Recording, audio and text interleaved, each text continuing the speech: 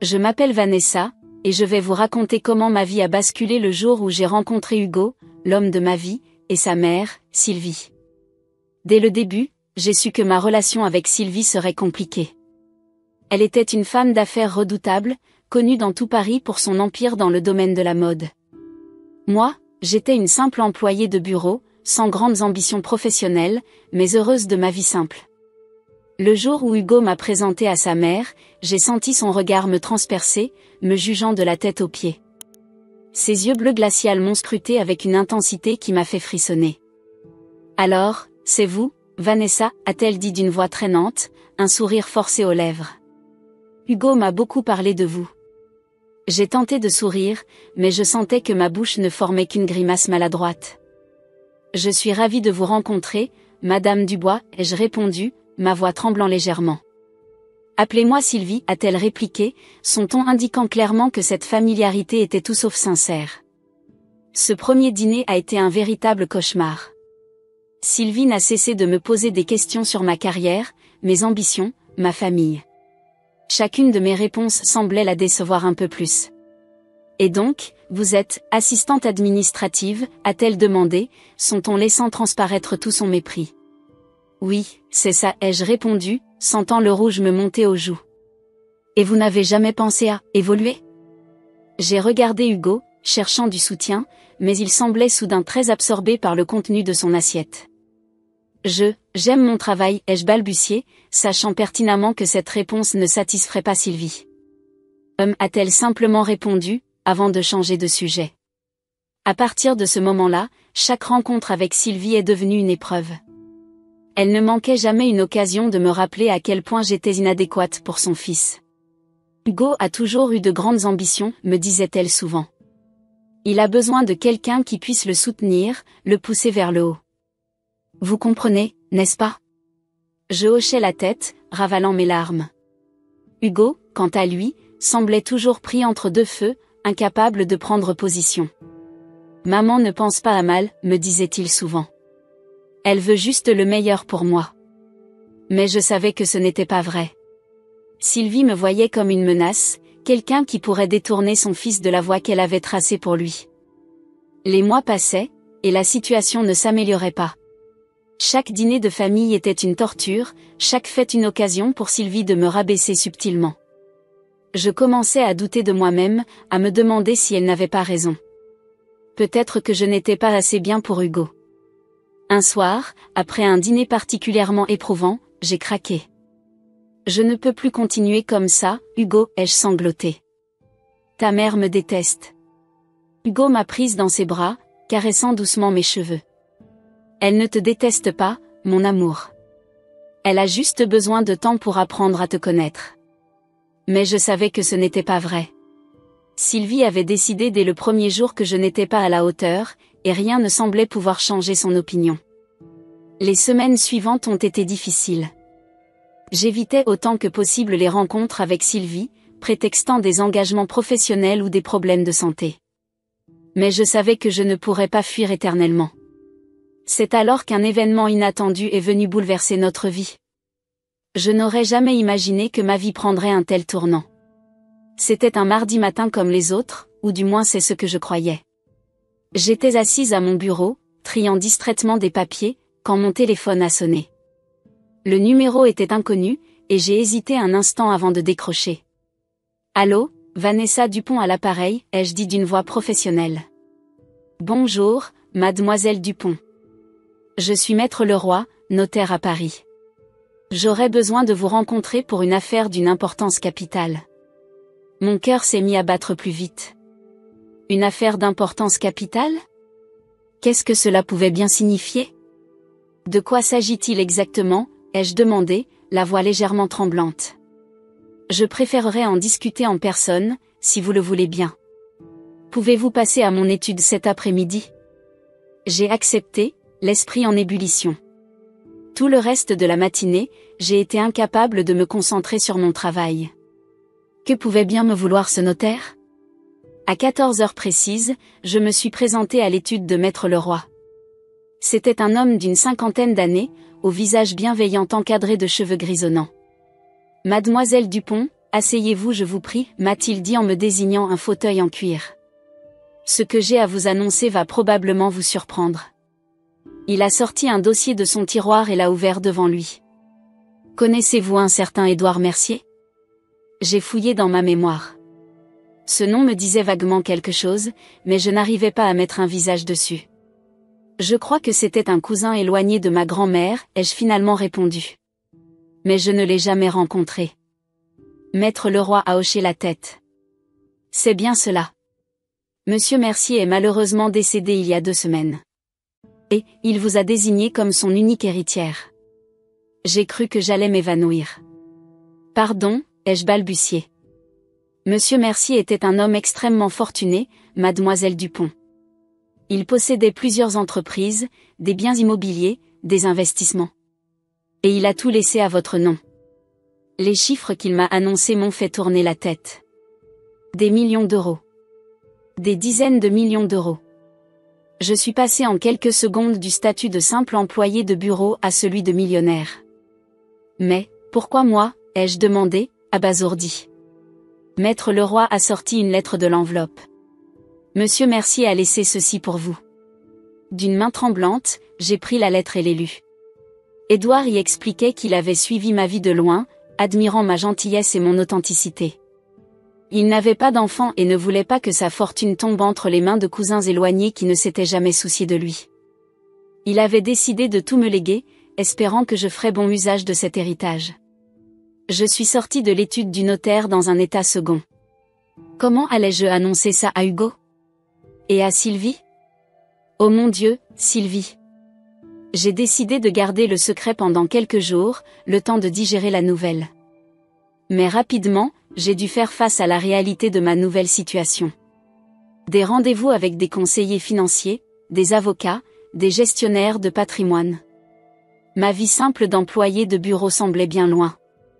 Un soir, alors que nous dînions tranquillement à la maison, j'ai finalement décidé d'en parler à Hugo. Chérie, il faut que je te dise quelque chose, ai-je commencé, la gorge nouée. Hugo a levé les yeux de son assiette, l'air inquiet. Qu'est-ce qui se passe, mon amour? J'ai pris une profonde inspiration et je lui ai tout raconté. L'appel du notaire, l'héritage, la lettre d'Édouard. Hugo est resté silencieux pendant de longues minutes après que j'ai eu fini. C'est incroyable, a-t-il finalement dit. Je suis tellement heureux pour toi, Vanessa. Mais j'ai vu une ombre passer dans ses yeux. Je savais à quoi il pensait, comment sa mère allait-elle réagir?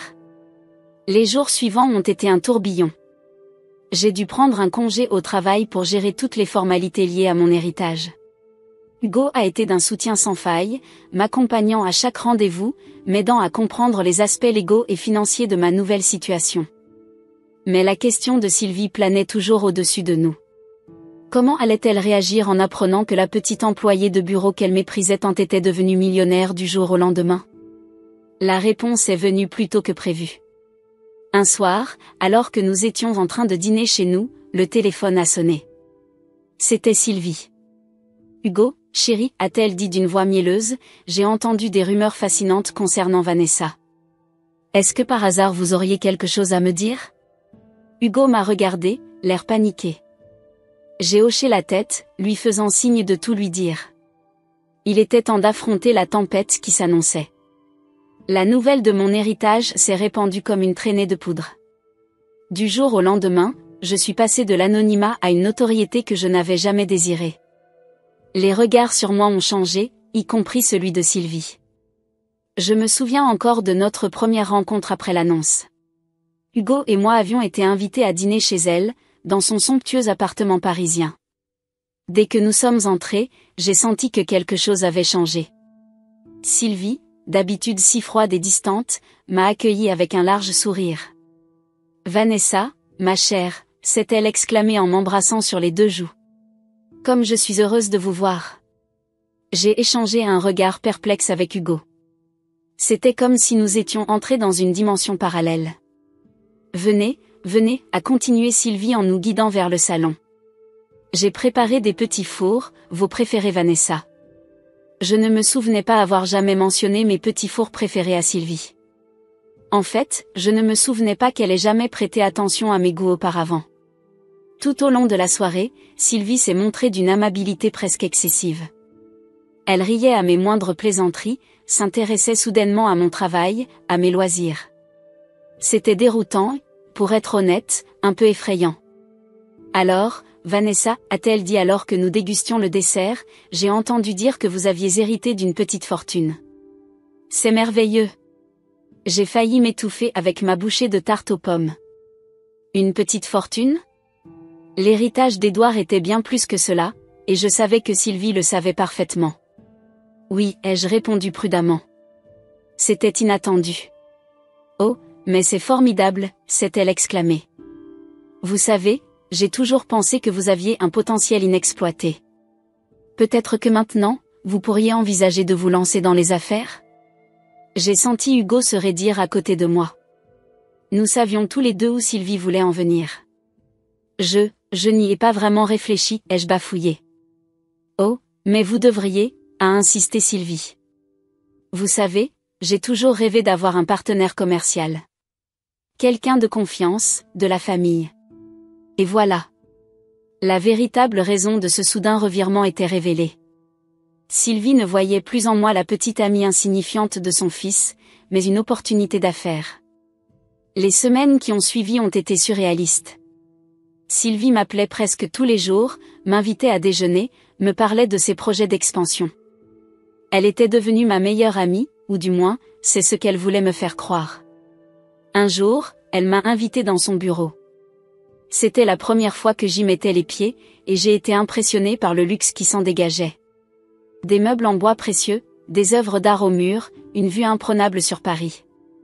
Vanessa, ma chère, a-t-elle dit en me faisant asseoir dans un fauteuil en cuir. J'ai une proposition à vous faire. Elle a sorti un dossier de son tiroir et l'a posé devant moi. J'ai un projet d'expansion pour mon entreprise. Un nouveau concept de boutique de mode éthique et durable. C'est l'avenir, vous savez. Et j'aimerais que vous en fassiez partie. J'ai feuilleté le dossier, impressionné malgré moi par la qualité de la présentation et l'ampleur du projet. Je ne sais pas quoi dire, Sylvie, ai-je répondu. Je n'ai aucune expérience dans ce domaine. Oh, mais ce n'est pas un problème, a-t-elle répliqué avec un geste de la main. Vous avez le capital, j'ai l'expérience. Nous ferions une équipe parfaite. J'ai senti un malaise grandir en moi. Était-ce vraiment ce que je voulais ? M'associer avec une femme qui, il y a encore quelques semaines, me méprisait ouvertement ? J'ai besoin d'y réfléchir, ai-je dit en refermant le dossier. Bien sûr, a répondu Sylvie avec un sourire qui n'atteignait pas ses yeux. Prenez votre temps. Mais pas trop quand même, les opportunités comme celle-ci ne se présentent pas tous les jours. En sortant de son bureau, j'ai eu l'impression d'étouffer. J'ai appelé Hugo immédiatement. Ta mère veut que je m'associe avec elle, lui ai-je dit dès qu'il a décroché. Il y a eu un long silence à l'autre bout de la ligne. Et qu'est-ce que tu en penses, a-t-il finalement demandé. Je ne sais pas, ai-je avoué.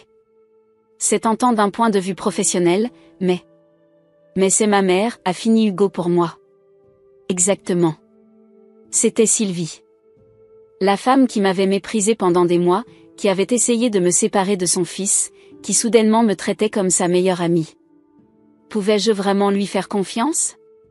Cette nuit-là, je n'ai pas fermé l'œil. Je tournais et retournais la proposition de Sylvie dans ma tête. D'un côté, c'était une opportunité incroyable. De l'autre, je ne pouvais m'empêcher de penser que Sylvie avait une arrière-pensée. Que se passerait-il si j'acceptais ? Et si je refusais ? Je savais une chose, rien ne serait plus jamais comme avant. Après des jours de réflexion intense, j'ai pris une décision qui allait changer le cours de ma vie, j'ai décidé d'accepter la proposition de Sylvie, mais à mes conditions. J'allais jouer son jeu, tout en restant sur mes gardes. Le jour où j'ai annoncé ma décision à Sylvie, son visage s'est illuminé d'un sourire triomphant. Oh, Vanessa, ma chère. Vous ne le regretterez pas, je vous le promets. J'ai souri en retour, tout en gardant une expression neutre. J'en suis sûre, Sylvie. Mais j'aimerais que nous établissions clairement les termes de notre partenariat. Son sourire a vacillé l'espace d'un instant, mais elle s'est vite reprise. Bien sûr, bien sûr. Que proposez-vous? Je veux être impliquée dans toutes les décisions importantes, ai-je dit d'une voix ferme. Et j'aimerais avoir un droit de regard sur les aspects éthiques et durables du projet. C'est important pour moi. Sylvie a acquiescé, son sourire toujours en place. Absolument, ma chère. Votre input sera précieux. Ainsi a commencé notre étrange partenariat. Chaque jour, je me rendais au bureau de Sylvie, prête à affronter de nouveaux défis. J'ai commencé à étudier le monde de la mode, de la gestion d'entreprise, des pratiques durables. Je passais mes soirées à lire des rapports, à analyser des chiffres, à me former sur tous les aspects du business. Sylvie, quant à elle, semblait déterminée à me garder sous son aile. Elle m'invitait à des déjeuners d'affaires, me présentait à ses contacts, m'incluait dans toutes les réunions importantes. À première vue, on aurait pu croire qu'elle me prenait sous son aile, mais je sentais qu'il y avait plus que ça. Un jour, alors que nous assistions à un gala de charité, j'ai surpris une conversation entre Sylvie et l'un de ses associés. Cette petite Vanessa est une vraie trouvaille, disait Sylvie. Avec son capital et mon expertise, nous allons faire des merveilles. Et si elle décidait de partir, a demandé l'associé. Sylvie a ri, un son froid qui m'a fait frissonner. Oh, ne vous inquiétez pas pour ça. Je la tiens bien en main. Ces mots m'ont glacé. J'ai compris que pour Sylvie, je n'étais qu'un pion dans son jeu. Mais deux pouvaient jouer à ce jeu-là. À partir de ce moment, j'ai redoublé de prudence. J'ai commencé à prendre des notes détaillées de toutes nos interactions, à enregistrer nos conversations importantes, avec son accord, bien sûr, pour des raisons de documentation. J'ai étudié chaque contrat avec une attention méticuleuse, consultant des avocats indépendants pour m'assurer que mes intérêts étaient protégés. Sylvie semblait ravie de mon implication croissante. Vous apprenez vite, ma chère, me disait-elle souvent, une lueur d'approbation dans les yeux. Mais je savais que cette approbation était conditionnelle à ma docilité. Alors je jouais le jeu. J'acquiesçais à ses suggestions, tout en glissant subtilement mes propres idées. Je la laissais croire qu'elle me manipulait, tout en tissant mon propre réseau de contacts et en acquérant de plus en plus de connaissances sur l'industrie. Hugo, pendant ce temps, observait notre danse avec un mélange d'inquiétude et d'admiration. « Tu es sûr de savoir ce que tu fais ?» me demandait-il souvent. « Fais-moi confiance », répondais-je en l'embrassant. J'ai la situation bien en main. Les mois passaient, et notre projet de mode éthique commençait à prendre forme.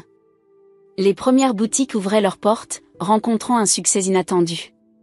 Sylvie était aux anges, se pavanant dans les médias et s'attribuant le mérite de cette révolution verte dans la mode. Je la laissais faire, sachant que mon heure viendrait. Car pendant tout ce temps, je travaillais discrètement sur mes propres projets, des initiatives qui allaient bien au-delà de ce que Sylvie avait imaginé. Un soir, alors que nous célébrions l'ouverture de notre 10e boutique, Sylvie m'a prise à part. « Vanessa, ma chère, a-t-elle dit, un verre de champagne à la main. Je dois avouer que j'avais des doutes au début. Mais vous m'avez prouvé que j'avais tort. Vous êtes vraiment devenue comme la fille que je n'ai jamais eue. » J'ai souri, levant mon verre pour trinquer avec elle. « Merci, Sylvie. J'ai beaucoup appris à vos côtés. » Ce qu'elle ne savait pas, c'est que j'avais appris bien plus qu'elle ne l'imaginait. J'avais appris à naviguer dans les eaux troubles du monde des affaires, à reconnaître les pièges et les opportunités. J'avais appris à jouer le long jeu. Alors que la soirée touchait à sa fin, j'ai regardé Sylvie qui riait avec ses associés, se délectant de son succès. Elle pensait m'avoir sous son contrôle, mais en réalité, c'était moi qui tenais les cartes. Le jeu ne faisait que commencer, et j'étais prête pour le prochain coup. Au fil des mois, ma collaboration avec Sylvie m'a permis de découvrir une facette d'elle que je n'aurais jamais soupçonnée auparavant.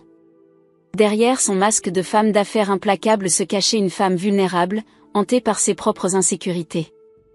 C'est lors d'un voyage d'affaires à Milan que j'ai eu ma première véritable glimpse de cette Sylvie cachée. Nous étions là pour rencontrer des fournisseurs potentiels pour notre ligne de vêtements éthiques. Après une longue journée de réunion, nous nous sommes retrouvés dans le bar de l'hôtel, épuisés mais satisfaites des progrès réalisés. Sylvie a commandé un verre de vin, puis un autre. Sa langue s'est déliée et elle a commencé à parler de sa jeunesse, de ses débuts difficiles dans l'industrie de la mode. Vous savez, Vanessa, a-t-elle dit, les yeux un peu vitreux, ça n'a pas toujours été facile pour moi.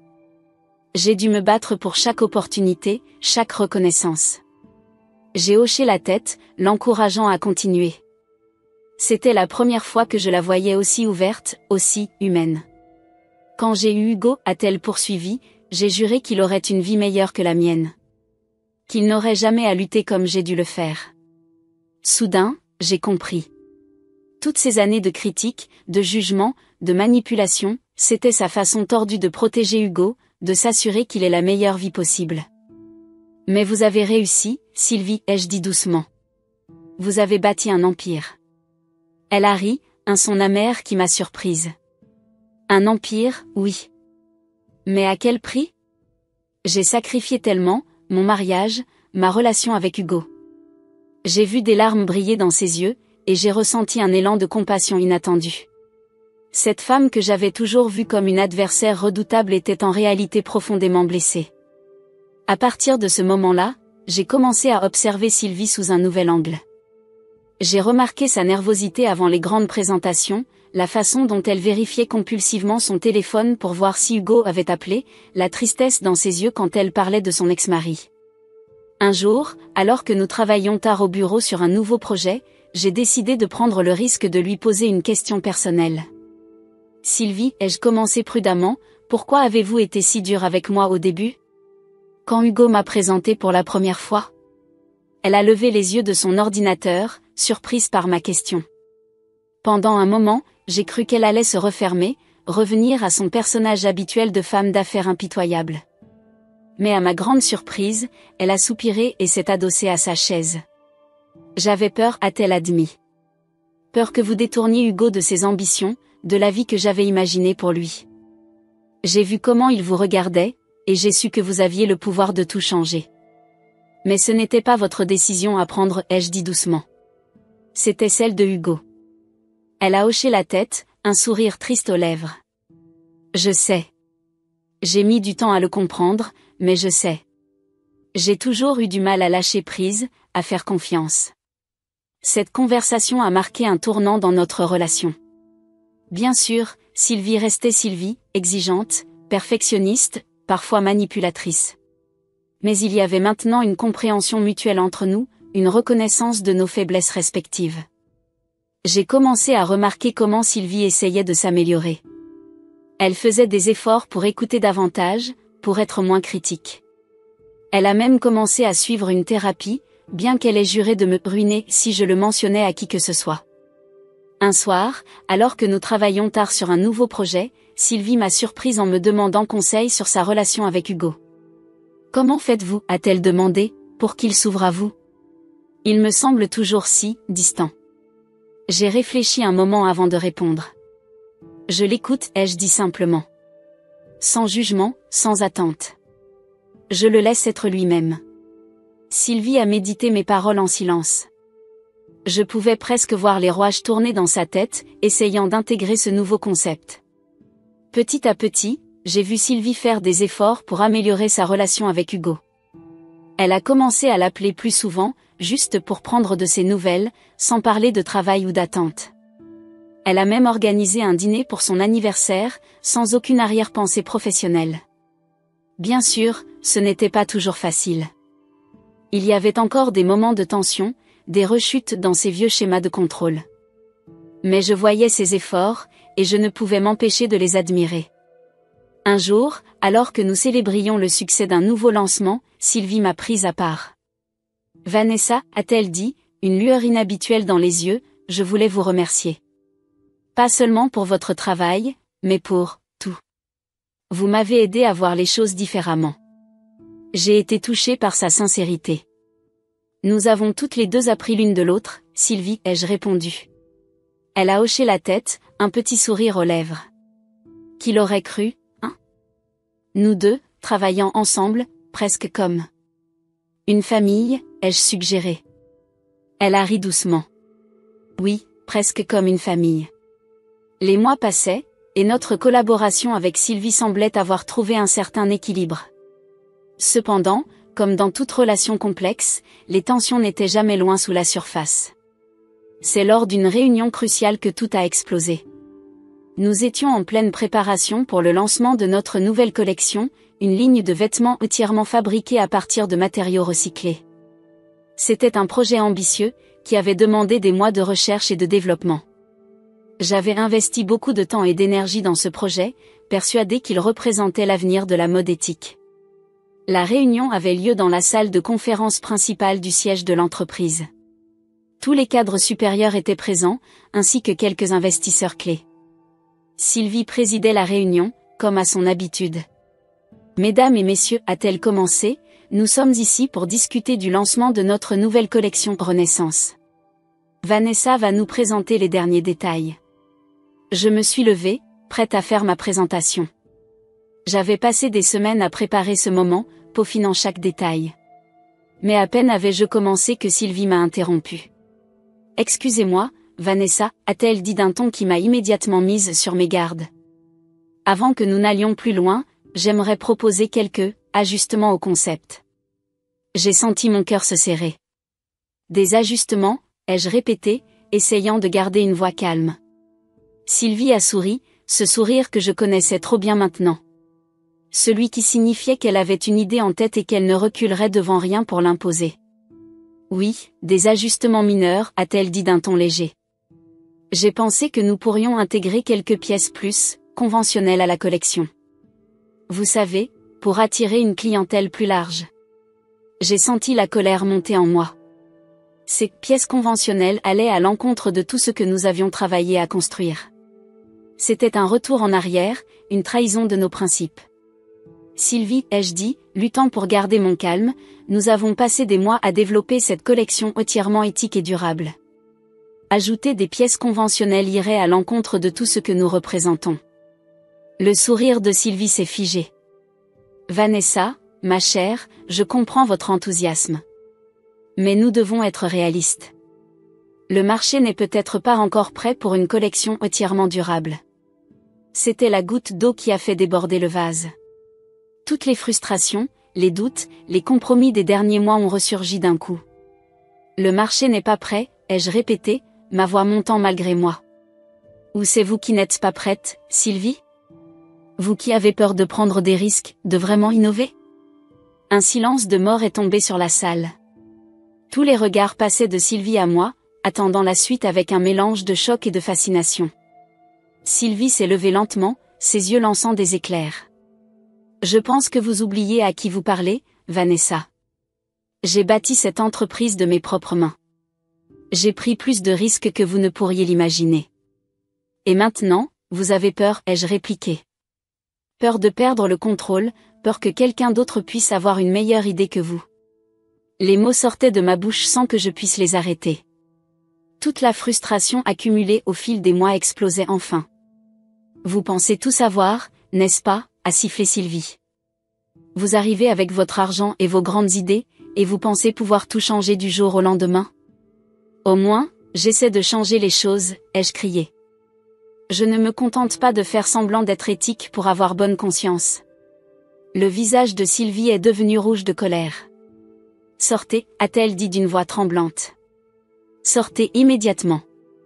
J'ai regardé autour de moi, voyant les visages choqués de nos collègues. Pendant un instant, j'ai hésité. Puis, sans un mot de plus, j'ai ramassé mes affaires et je suis sortie de la salle. Dans le couloir, j'ai entendu la voix de Sylvie reprendre la réunion comme si de rien n'était. Mais je savais que rien ne serait plus jamais comme avant. J'ai passé le reste de la journée dans un état second, alternant entre la colère et le regret. Avais-je tout gâché? Avais-je détruit des mois de travail en quelques minutes de fureur? Le soir venu, alors que je me préparais à rentrer chez moi, j'ai reçu un message de Hugo, maman m'a appelé. Que s'est-il passé? J'ai fixé mon téléphone, ne sachant que répondre. Comment expliquer ce qui s'était passé? Comment lui faire comprendre que sa mère et moi étions peut-être arrivés à un point de non-retour? Avec un soupir, j'ai rangé mon téléphone. Cette conversation devrait attendre. Pour l'instant, j'avais besoin de réfléchir, de décider de ma prochaine étape. Une chose était sûre, rien ne serait plus jamais comme avant. Les jours qui ont suivi notre confrontation ont été tendus et difficiles. Sylvie et moi nous évitions dans les couloirs de l'entreprise, communiquant uniquement par email bref et formel. L'atmosphère au bureau était lourde, chacun marchant sur des œufs, craignant une nouvelle explosion. C'est Hugo qui a finalement pris l'initiative de briser cette impasse. Un soir, alors que je rentrais d'une longue journée de travail, je l'ai trouvé dans notre appartement, assis à la table de la cuisine avec un air grave. « Il faut qu'on parle », a-t-il dit simplement. Je me suis assise en face de lui, le cœur lourd. « Je suppose que ta mère t'a tout raconté », ai-je murmuré. Hugo a hoché la tête. « Elle m'a donné sa version, oui. Maintenant, j'aimerais entendre la tienne. » Pendant près d'1 heure, j'ai tout déballé. Les mois de tension, les petites manipulations de Sylvie, mes propres frustrations et mes doutes. Hugo m'a écouté sans m'interrompre, son visage passant de la surprise à la compréhension, puis à la détermination. « Vous ne pouvez pas continuer comme ça », a-t-il finalement dit. « Ni toi, ni ma mère. Il faut que vous ayez une vraie conversation, que vous mettiez tout à plat. » J'ai ri amèrement. « Tu crois vraiment que ta mère accepterait de s'asseoir et de discuter calmement avec moi ?» Hugo m'a surprise en souriant. « Tu serais étonné. Elle n'est pas aussi inflexible que tu le penses. En fait, elle m'a appelé hier soir, en larmes. Je ne l'avais jamais vue comme ça. Cette révélation m'a laissé sans voix.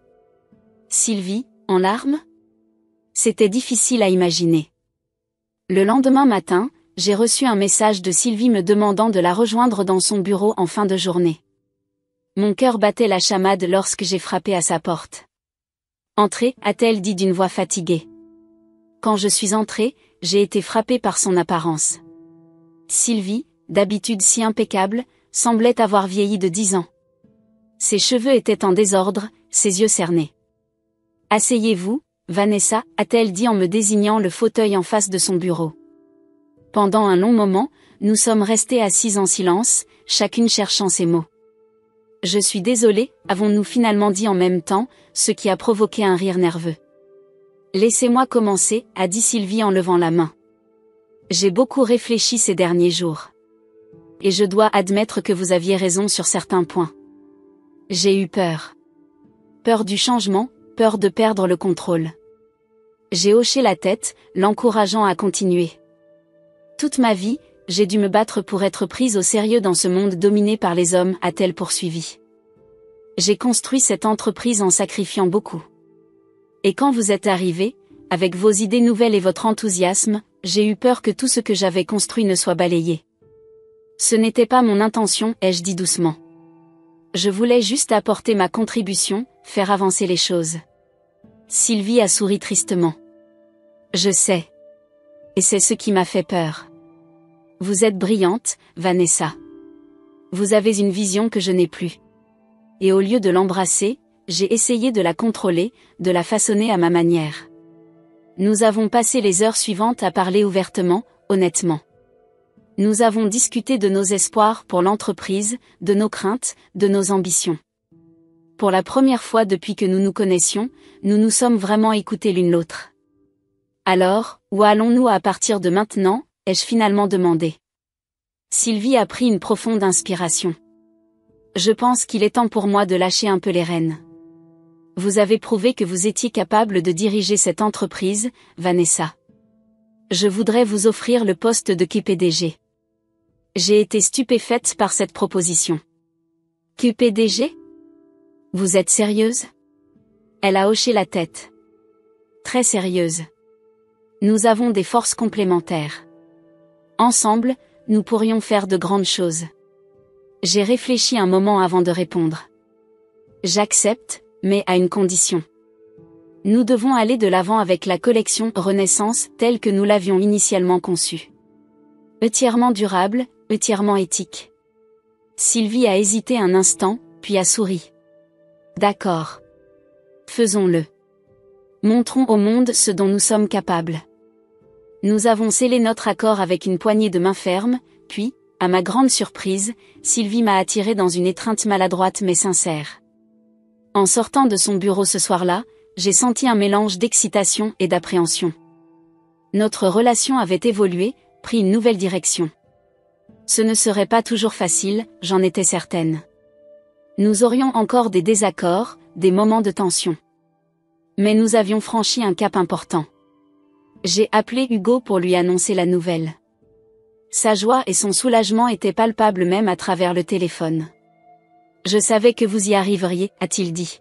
« Vous êtes toutes les deux des femmes extraordinaires. » En raccrochant, j'ai regardé par la fenêtre le soleil se coucher sur Paris. Une nouvelle ère commençait, pleine de promesses et de défis. Et pour la première fois depuis longtemps, j'avais hâte de voir ce que l'avenir nous réservait.